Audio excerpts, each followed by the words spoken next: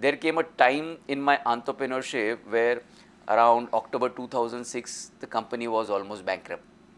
I had nothing left in my bank account, but there was no fear in my mind at all.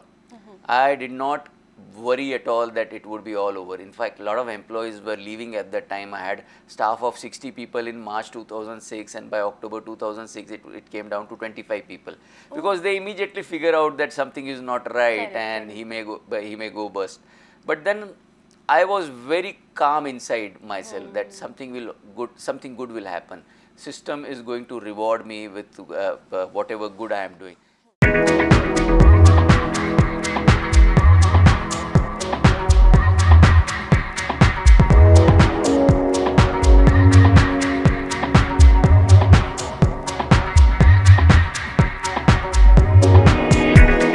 Steve Jobs once said that the most successful man in this world is a storyteller.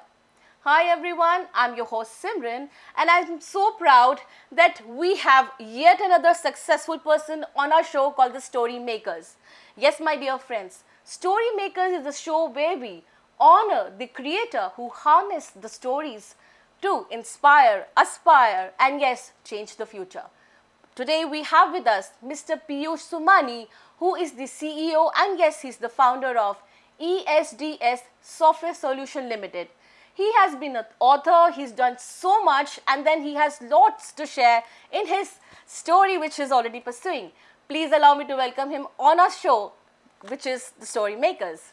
Hi, and a very warm welcome to you, Mr. Piyush. Thanks a lot, Simran. It's so good to have you here. You are such a warm personality. I've been talking to you backstage, and what a warmth that you carry. Thank you very much, Simran. I would like to start with this very first question. What keeps you motivated? You've started your journey at 23 years and you've done huge. What keeps you motivated every day? What keeps you going every day to your office? So the impact that we make, not just me, but my organization makes on lives of people. When we see that people are getting benefited, when so many loans through the cooperative initiative or all the Mudra loans or Stand Up India loans, those go to the people, the happiness it gives to them to start their small enterprise. Everything that we do makes a positive impact on lives of people. That gets me motivated, that energizes me, that I am making positive impact on life of people employed with us, life of people who get benefited because of all the digital solutions that are hosted with us. And probably there could not have been any other better way to serve people and serve our country. So rightly said. Now I know that in no time that you managed to have about 1,000 employees under you working, and you've also created an atmosphere. How do you manage to have this positive atmosphere at your office? So my journey as an entrepreneur started because I was not treated well. So wherever I work, two organizations I work for a very small period of time. One place I worked for 4 months and the other place I worked for 10 months, and I realized that the corporate world is not so good for people. And till late night you are asked to stay back in the office, you are treated badly, and they can use any word to abuse you in those corporate environment. Obviously it did not happen with me, and if it had happened only with me, then I could have accepted it, that is fine. I can accept anything on myself. But when I see everyone being treated badly around me, then I feel really bad, and that was the reason I chose to be an entrepreneur. And but I'm so proud that all the people who are working with us, they come back to me on a regular basis. They share a very positive feedback with me that I feel really happy. I feel like an owner here. And in fact, some sweepers, gardeners, when they come and give that feedback that because of the company, my kids have been educated from a very good institute, and I was able to arrange marriage of someone in my family because the company has taken such good care of me. So that feedback, when it comes to you, that feels like an achievement. Any personal achievements, whether I have bought a car or whether I bought a home for myself, I never felt happy about doing anything for myself. But when people give that feedback, that actually goes deep inside and touches this place. Wow. So that you being a positive person and you also created this atmosphere, that's why people coming to you and telling you that, boss, we really love the way you are working here. It's a big news these days that one of the chairmen of so-and-so companies just mentioned that it is very good to be working 90 hours in a week. Do you really agree that we are needed to work this long to achieve our goals? No, that is not needed at all. And in fact, the human race today is working on artificial intelligence to make sure that people do not have to work for so long. And so, let me tell you that when I also go to the office, there are things pending for me over the weekends. So I have to go to the office sometimes on Saturday, but sometimes on Sunday. Being an entrepreneur, I have to. And I see that there are people who are regularly coming over the weekend, working, but they are not forced at all. These are over passionate people. They want to create something for the future. That is the reason they are doing it. But then there are people who are in an operational role. They don't need to come over the weekend. They don't need to, because they are not creating something. Someone who is creating and wanting to work hard, definitely. Someone who is very, very young and has a lot of energy and they are burning that energy as a fuel coming in the office at the age of 23, 24, fine. I have also done that. But you can't be doing that all your life. You want to be smarter after a period of time. And let me tell you that it would be maximum 2 years or 3 years from now. Majority of our task, everyone's task, 80-90% of the tasks we all are doing today, machines will finish those. And there's a possibility that people like me in the future might become jobless HNIs. Machines are going to do everything for us, Yes. and we will just have a lot of money with us, and then we have to decide what to do with that money, whether to travel, whether to relax, whether to go in a place which is beautiful and proper environment where the AQI is not that of Delhi. So I don't want people to be forced to work for 90 hours. It doesn't generate any productivity at all. It's a very, very bad culture. I chose to be an entrepreneur because people were forced to do like this in the previous companies. I don't want others to be treated badly. In my organization, everyone has to be treated fairly, and I consider that there is God in every human being. If even one single person is treated badly in my organization, that's a complete disaster for me. That's a karma on me, and I will have to be answerable for bad treatment to that one single individual treated badly in my organization. I don't want to have lakhs of employees. Bigger enterprises have lakhs of employees and then majority of them not treated well. Have lesser number of people, but each and every person has to be treated fairly. Superb. You said it, such a nice thing. And then if and all, we would look for a visionary here, and we have one here who really thinks that nobody's to be treated badly. And that's what we have such great leaders. Now, moving further, I would like to know here that, these days we happen to meet a lot of youngsters who have aspirations. They want to make big, they want to make a lot of money. So what is your mantra, like, since you started at the age of 23, that was quite a young age, and then of course you have a huge empire now. Now, what was that thing that you worked upon, and what is it that you would want to tell the youngsters that follow this? So when I started as an entrepreneur, never in my mind was a thought to make money. These days I definitely see people, they come to me and tell me that, give me an idea, how can I make money? And I said, boss, I don't have any idea to make money. If anyone wants to employ me today, I don't know how I can get salary for that job, because I have never thought of making money for myself or for my family. In fact, my father gave me that freedom that, Piyush, I have worked all my life in bank, and but I am not happy. I was not treated well in my bank, and that's the reason I want to leave the bank. But if it helps you, I will continue to work in the bank for next 5 years. You don't have to earn even a single money for me. That freedom which my father gave to me, that I will earn from the job which I am doing, I will take care of the family, you go and explore, you have all the freedom in the world. And that changed me completely. That made me more responsible. I started working hard. I started enjoying. I started making commitments to people, because one thing that changes your life is commitments. Correct. And I've made commitments which I never thought that can I fulfill those commitments or not, but I made those commitments. When I made those commitments, I honored those commitments, and when I honored those commitments, my customer paid me.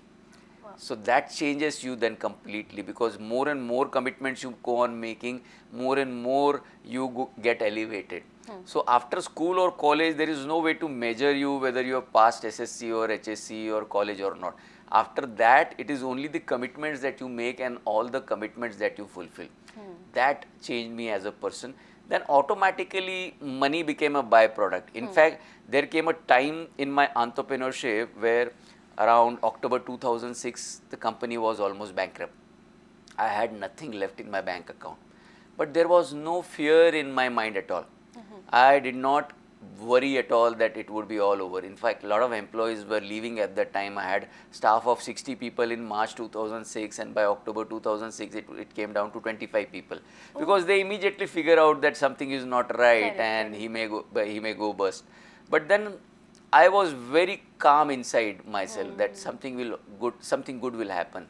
System is going to reward me with whatever good I am doing. And Jan 2007, see the difference between October 2006 and Jan 2007.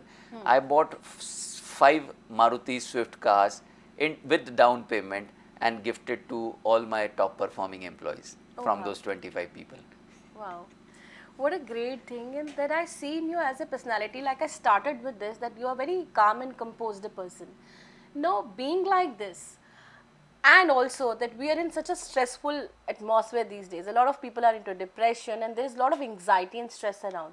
How do you manage to keep this in yourself, that you're so calm? The reason I choose to be calm is because if I change my mood, or if I, what I have seen about myself, that if I get upset with someone, no, that person gets 10 times or 100 times more upset with me then. So I figured out that if you cannot make people happy, don't actually make them upset. There are a lot of people who are like the old time industrialists. They actually are very harsh with their staff. I see, like in Nasik also I see that, in Mumbai also I see that they go in the factory and they'll start shouting at people, and they spoil the entire environment. And I did not understand, I never understood what is the reason to treat people like that. Why can't you be good with the people? Because if you made a lot of fortune for yourself, you are such a rich person, best of the cars you have, best of the properties you have today, and still you go to the factory and treat people badly, that's not the right way. And I have never enjoyed that. I have always enjoyed being good to the people. Out of 100 people, there would be 5 people who will not be good to you, or they will take an advantage of you, but you can't stop being good to them. Mr. Somani, I would also be wanting to know that you have written books. You've been an author also. Now, this is a person who was a CEO, who is an inspirational personality. You're into the tech world, and you're also an author. Now, what inspired you to write? What was that thing that you started to write also? So I am a research scientist. I love going deep and deep into anything and everything that I do. So when I understood psyche of people, I started going deep into it, that why people have such psychology. Some people have with this kind of psychology. Every human being is so individual, so independent of other human. I've never seen in my life that 2 individuals are alike. Correct. Even twins are not alike. So then I wanted to understand that why people are so unique, why they are so different. Then I got connected with Vipassana. So doing the meditation, I started understanding that what happens inside each human being and how the entire system works inside. That allowed me to write my first book, An Entrepreneur with the Fire Within. Yes. So I wrote all my experience, all the anecdotes, that how the system which we call as Dhamma, how that system created certain things in my life which were next to impossible to happen. How I was taught lessons at the right time. And now when I go back and see that, oh my God, that particular situation happened, how lucky I was that out of all the billions and trillions of permutations and combinations, that was planted at that point of time. And it was so necessary. Like I still remember how I cried and wept in the lap of my mother when I failed in first year of engineering. But that failure was so important at that point of time. That's the most important thing and the most positive thing ever happened in my life. That day I felt that that was a disaster for me and my life is over. And today when I go back and see that that was the most important turning point of my life that changed my life positively. That has all come in the book, An Entrepreneur with the Fire Within. And everyone who's read it, he's come back to me and said that I have started believing in a system. The system wants right things to happen to you. And you mentioned about Steve Jobs. So you seem to be a fan of Steve Jobs. Steve Jobs talks about connecting the dots, and the dots get connected only when you look backwards. And when you look backwards, then and then only you start believing that something positive is to happen in your life. And all those positive things start happening when negative things happen. Not those are not negative things, but those are the things that are going against your wish. When things go against your wish, those are the things which are going to positively change your life. Now, with this company, which is already 1,000 employees, what is the kind of mission that you carry for your company now? We have mission 4Bs. So we want to transform lives of 1 billion people positively. We today we touch lives of more than 600 million people over a fortnight, and I am really proud that through cloud services, through data center services, we've got an opportunity to do that for so many people. Then the another mission is to plant 1 billion trees. So since my childhood, I have been very fond of planting trees. When I was very young, I would literally go to people and ask them that if there is space in your compound, can I plant some trees for you? I would bring the plants and I would go and plant those, and after 4 years, 5 years, I would see that, oh my God, these trees have become so big. So in all our offices in India, we have big trees. Wherever we've got an opportunity, we've created few jungles also. Oh wow. So around there is a place around Nasik, there is a place around Mumbai. So these places we've transformed into complete jungles. Now 10 years back, 12 years back, the place which where we started planting trees, it was a quite barren land. Okay. And today it has become such a jungle that there are leopards living in it. And couple of times we've tried to go inside, we saw there are marks of leopard and everything. So we chose to come back from there. It has become such a dense jungle. And Animals that you created it. Yeah, we've created Wow. it. I see you as a very great leader. You think about your office people, you think about the environment. You must be carrying some vision for your own company. And what is that we would like to know?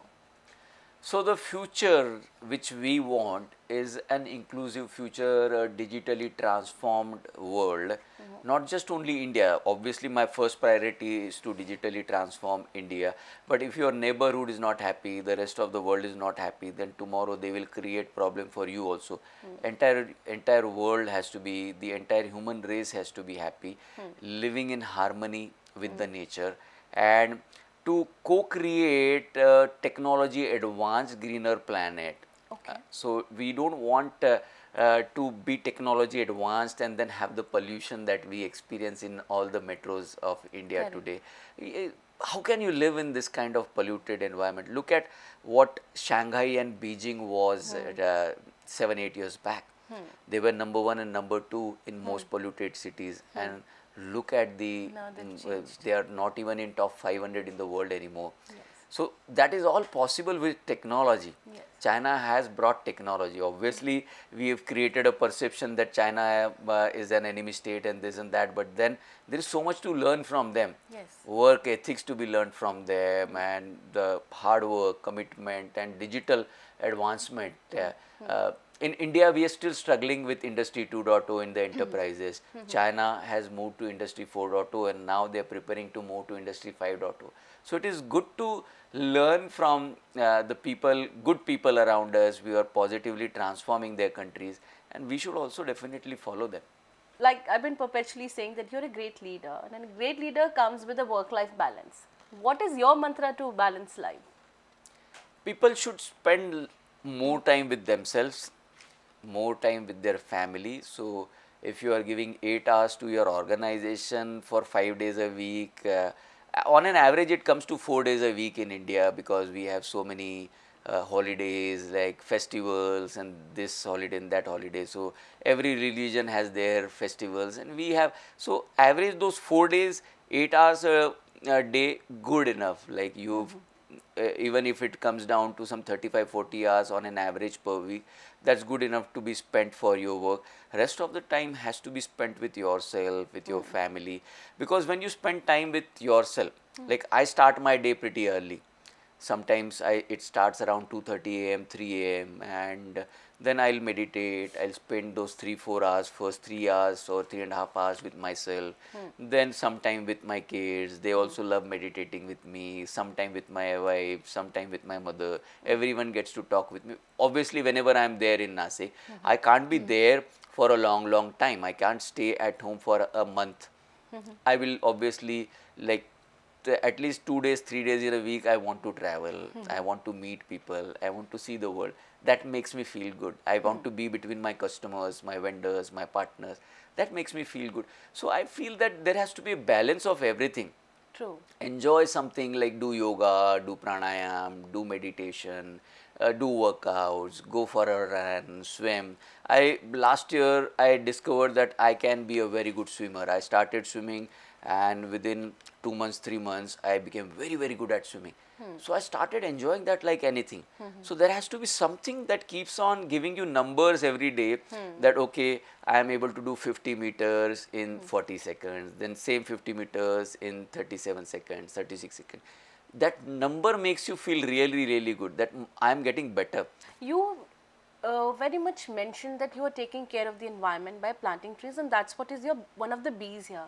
Now, you have a huge organization with a lot of people. So, are they also investing themselves, their families? What are they doing to actually help you in this mission of yours? So I've always seen that whatever you do, whether you do good or whether you do bad, people will join you. Obviously, when you do good, the lesser number of people will join, but then there would be people who will join, and you do bad, more people will join you. But in my organization, I have consistently seen that my people come with their family members, with the kids, and all those kids enjoy planting trees a lot. That inspiration that goes to the next generation. So, Mr. Somani, I would really be wanting to know, you just now mentioned mindfulness. How do you incorporate mindfulness in your own life and for the people who are working for you? So the first time it happened to me was through Vipassana only. A lot of people ask me about that, why did I go to Vipassana? But because I had stressed out myself too much. Because I wanted everyone to be happy around me, I started making myself sad from inside. And then that converted into a lot of stress, and then it was taking away all my peace. It resulted in 6 types of arthritis in the body and so many other health issues. Almost 2 dozens of health issues happened to me by 2019. And after I came from my first course of Vipassana, everything was gone. Then I figured out that mindfulness is so important. It is so important when you are having your lunch, or when you are sitting around doing something, how important it is to stay focused on that. Nature brings a lot of mindfulness, and of course, you're also telling people to be into the nature, to be positive, and to be mindful about. Now, before we finally end the show, I would like to have that mantra from you for the young entrepreneurs who are watching you. You started so early, so what was that your mantra that you would want them to follow? When I started, I was very clear in my mind that whatever I am doing, the data center business or the cloud services business, I was committed to do that for lifetime.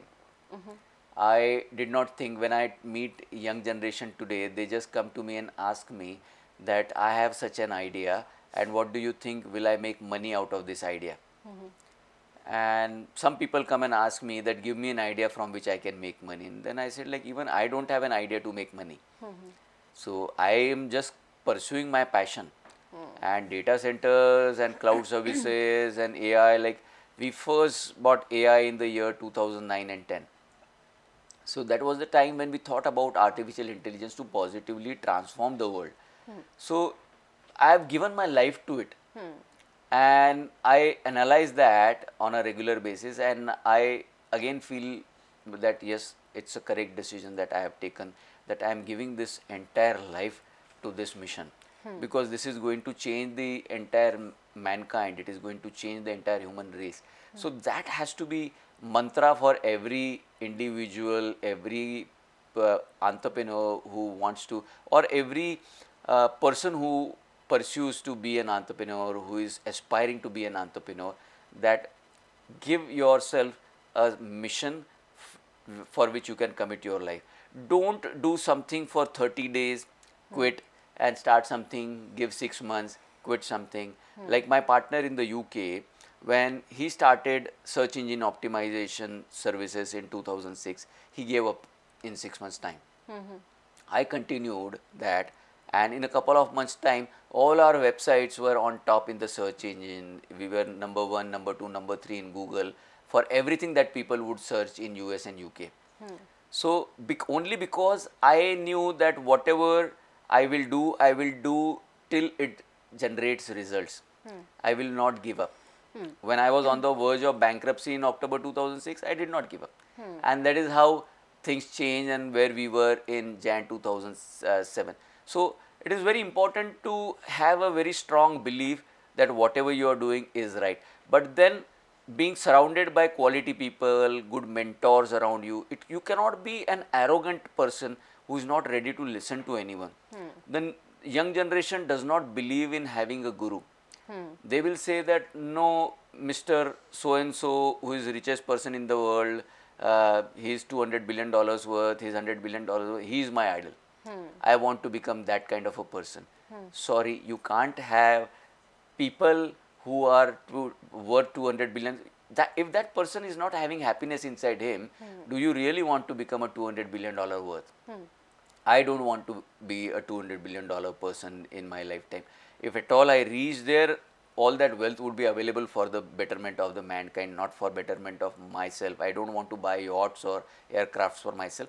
People should be happy. And I want the new generation to also follow the same mantra, because inside you, if you will make money, you will be $10 billion, $20 billion in this lifetime. But if inside this is filled with pain, and you end up like what is happening with the young generation, at the age of 35 people die with heart attack, at the age of 40 people are dying with heart attack. Do you want to collapse? Einstein had said that the future belongs to idiots who will be looking down all the time and who will collapse on the road. Do you actually want to do that? I don't want that to happen to the young. Such intelligent people in this beautiful world, they all deserve to be happy. Yeah. Wow. And I am so very happy today because I'm sharing the stage with somebody who has very much, you've got a clear mind that all that you want for your country, for your people working with, that they should be happy and there should be positivity around. And how much I felt positive today, how should I just express? I've been expressing all through. Thank you so very much, Mr. Somani.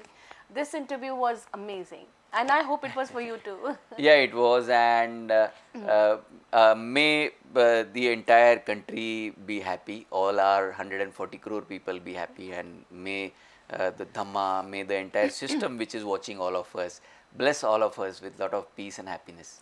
Thank you so very much. And my dear lovely audience, I'm sure this interview must have made it very clear that what you have to follow. You have to follow your passion, but yes, with persistence. And here we were with yet another inspiring personality. Are you also glued to see more? Then please do let us know. Here's Simran signing off, but I promise I will be back soon. Stay positive.